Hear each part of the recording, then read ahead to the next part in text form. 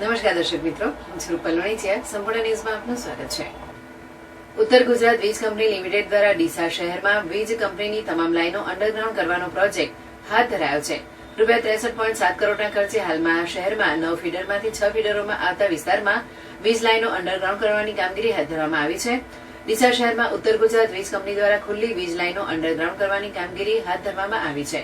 વીજ કંપનીના શહેરમાં કુલ 9 ફીડરો આવેલા છે, જેમાં હાલમાં 6 ફીડરમાં આ કામગીરીનો પ્રારંભ કરાયો છે, જેમાં 11 કેવીની હેવી વીજ લાઈનોને જમીનમાં HDPE પાઇપલાઇન મારફતે અંડરગ્રાઉન્ડ કરવામાં આવશે.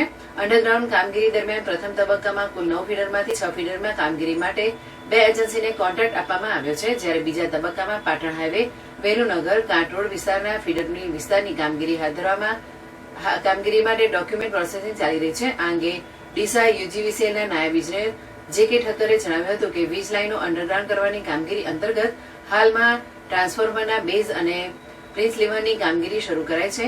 પ્રથમ તબક્કામાં ₹63.7 કરોડના ખર્ચે 6 ફીડરની કામગીરી હાથ ધરાશે. લગભગ 2 વર્ષના સમયગાળા દરમિયાન કામગીરી પૂર્ણ થશે.